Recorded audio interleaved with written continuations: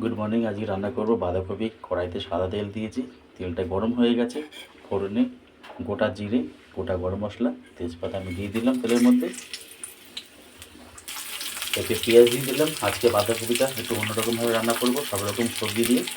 পেঁয়াজটা একটু ভেজে নিয়ে আদা আর রসুন বাটাটা দিয়ে দেবো। এতে পেঁয়াজটাকে একটু ভেজে নিলাম। এবার আদা বাটা, রসুন বাটা দিয়ে দেবো, আর হলুদ, গুঁড়ো লঙ্কা, জিরে গুঁড়ো আমি জলে ভেজে রেখেছি গ্রেভিটা হওয়ার জন্য। আদা রসুন বাটা, টমেটো, নুন, জিরে গুঁড়ো, হলুদ একসাথে আমি দিয়ে দিয়েছি, আর ঝাল গুঁড়ো লঙ্কাটা একসাথে দিয়েছি। এবার মশলাটাকে ভালো মতন কষিয়ে নিয়ে সব রকম সবজি বাঁধাকপিটাকে দিয়ে একটু কষাবো। মশলাটা কষানো হয়ে গেছে, মশলাটাকে চেঞ্জ হয়ে দিয়েছে। এবার সেদ্ধ করা বাঁধাকপি আর সবজিগুলো একসাথে সব দিয়ে দিচ্ছে এখন।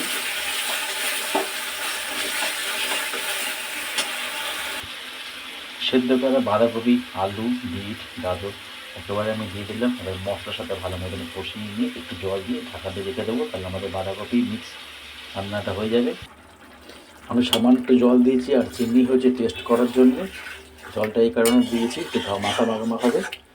আপনার রুটি, ভাত দিয়ে সব কিছু খেতে পারবেন এটা। এবার আমি একটু ঢাকা দিয়ে রেখে দেবো, তাহলে আমাদের মিক্স বাঁধাকপি রান্নাটা হয়ে যাবে।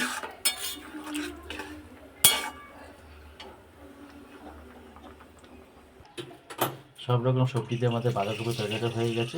আপনারা এইভাবে করবেন, খেতে খুব ভালো লাগবে। বেগুন দিয়ে মেথি শাক ভাজা করবো। বেগুনগুলোকে ডোমো ডোমো করে কেটে নিয়ে নুন হলুদ মাখিয়ে একটু লাল করে ভেজে নেবো, তারপরে মেথি শাকগুলো দিয়ে দেবো।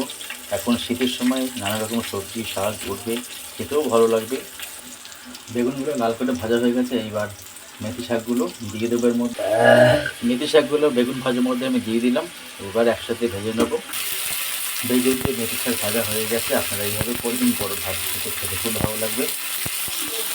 জ্যান্ত রুই মাছ রান্না করবো কাঁচকলা আলু দিয়ে, নুন হলুদ মাখিয়ে রেখে। কড়াইটা গরম হয়ে গেছিলো, সরষের তেল দিয়ে দিয়েছি। মাছগুলো ভাজবো। তেল গরম হয়ে গেলে মাছগুলো লাল করে ভেজে নিয়েছি। মাছ ভাজা তেলের মধ্যে আমি আলু, কাঁচকলা দিয়ে আর মশলা দিয়ে একবারে কষিয়ে রান্নাটা করে নেব।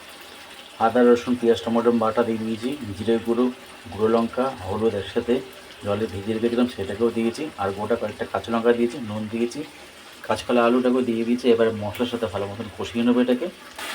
মশলাটা ভালো মতন কষানো হয়ে গেছে, আলু কাঁচকলাটাও কষানো হয়ে গেছে প্রায়। তো এবার আমি সেদ্ধ হওয়ার জন্য জল দিয়ে দেবো।